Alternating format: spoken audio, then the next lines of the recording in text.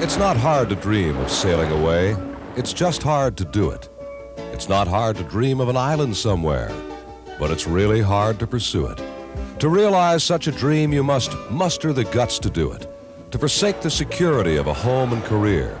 That's the moment that separates men and women from their joys. But when that moment came, this couple went. Didn't leave because we were running away from anything. We'd wanted just to go sailing for a while, which we have been able to do. We set aside 5 years that we thought that we would just do a walkabout, but when we landed here, we found home. We had a large home with swimming pools and cars and TVs, everything that everyone else would have, things we don't have now.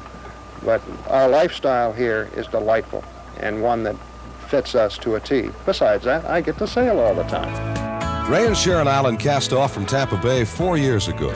They put all of the Bahamas behind them and then set sail for St. Thomas. It was here on the harbor of Red Hook that these old friends found them. And dropping everything but sail, they took us across a body of water such as few mainland Americans have ever seen before. It's surrounded by islands far different than those which dot our Floridian shore. No lowlands are these, but mountains rising from the sea.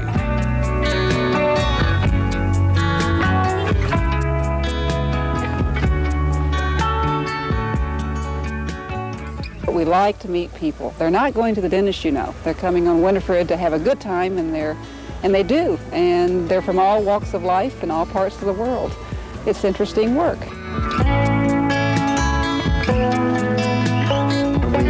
Arrived here after visiting many islands. It was just so great we had to stop. This is our home now, and we enjoy every minute of it. It's perfect. It's truly America's paradise. Leaving the security of a home, business, and the Gulf behind, they have been rewarded by a dream that continues to engulf them. But the island's island home offers far more than a fair breeze for Winifred.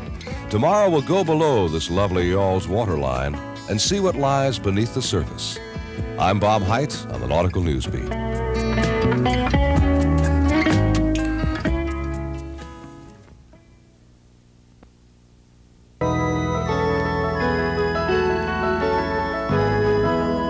Cruising to the Virgin Islands from Florida is a formidable voyage, but once you are there are islands everywhere.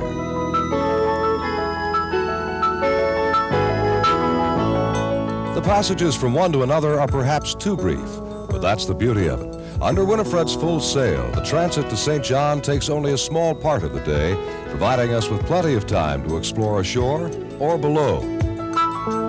And if it's to be below, not much is needed to accomplish the task. Mother Nature has done the work. All we need are flippers, snorkel, and mask.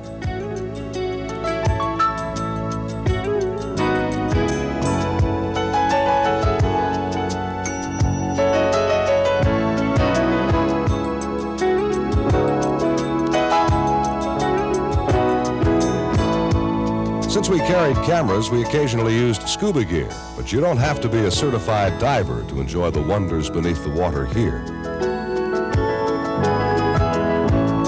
In all fairness, Florida's reefs and wrecks offer equally delightful dives, but diving here is still dramatically different. In the rock formations, in some of the fish, and in knowing we're so far from home, but welcome visitors in foreign waters.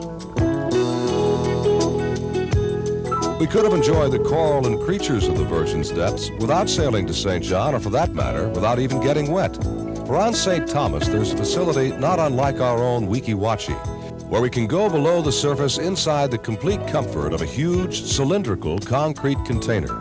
It's just one of the assets of an attraction called Coral World.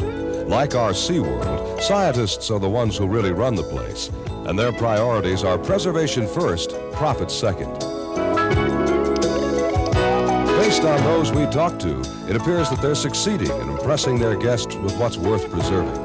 Certainly, they have succeeded in making the wonderful world which exists underwater easily accessible to those who might otherwise never get to visit it.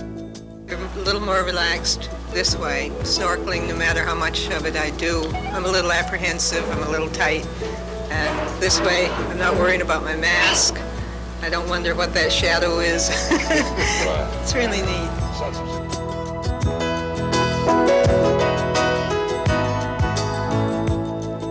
Be sure and join us tomorrow night as we ascend to the surface and go ashore at St. John. I'm Bob Hite on the Nautical Newsbeat.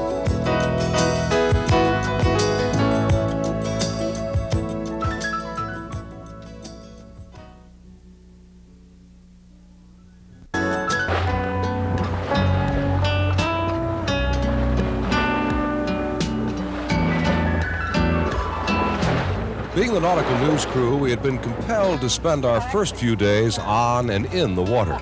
But we were visiting the Virgin Islands, as well as the sea which surrounds them. All the islands are beautiful, but St. John is said to be exceptional. The islands had been excellent guides afloat, and Ray knew just who to recommend when we wanted to explore ashore. If you go to St. John's, you've got to take a taxi tour with Miss Lucy. She is delightful.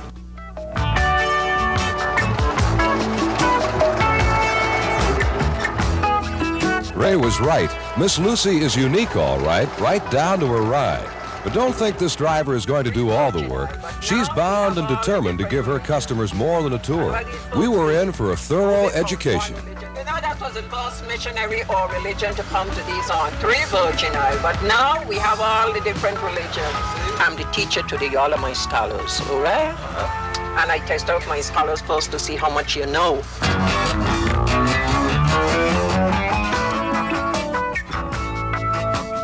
So y'all have never read nowhere about the elephant tree? No, ma'am. You see, I need some books from the ranger station. It's very interesting. We all Americans, so we should know these things, see? What ensures that the island will remain unspoiled is that a good portion of St. John has been designated a national park, which includes within its boundaries the ruins of a sugar mill, for much of the island was once devoted to the raising of sugar cane. Today, the site serves as one of the highlights for tourists. It's also here that the locals demonstrate the age-old craft of basket weaving. The scenery alone is reason enough for anybody to fall in love with St. John, but Miss Lucy wants people to appreciate it as well. She elaborates on its obvious assets, but stresses scores of subtleties too. And when the ride is ended, we've more than seen the island, we've experienced it, not to mention meeting one of its most marvelous attractions, Miss Lucy. You won't be able to stay in St. John, see, because everybody's so friendly. See? Well, that sounds like I'd want to stay forever. Oh, that's right. Be sure and join us again tomorrow night as we set sail again, but this time as crew aboard one of the contenders in the 11th annual Rolex Regatta. I'm Bob Hite on the Nautical Newsbeat.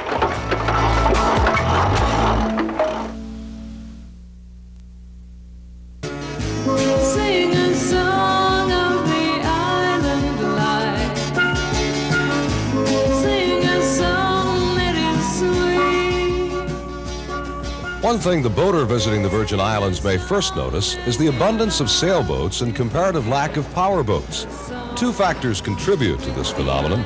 First, the Virgins are beyond the fuel range of many powerboats, and wind power is a lot more reliable here.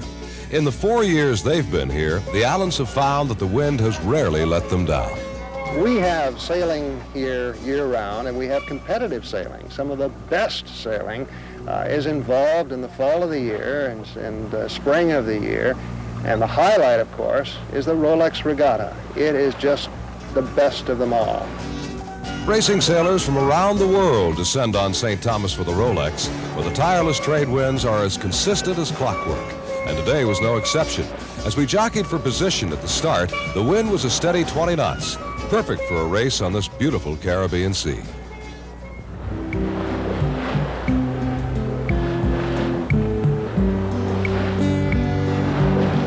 She'll take you and touch you and hold you while she lifts you upon her gently rising swell.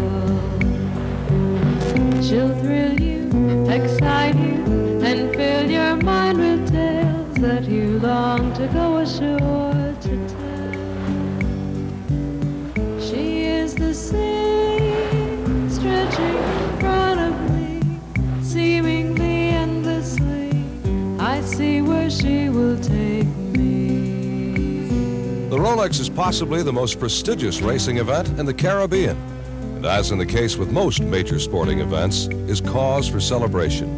While the days at sea were filled with billowing sails, the nights ashore were filled with the sounds of steel bands.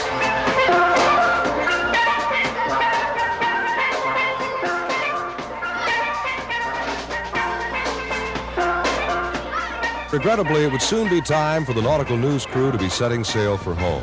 But before we do, we'll meet some more island personalities and pay a final tribute to the American Virgin Islands. I'm Bob Hite on the Nautical Newsbeat.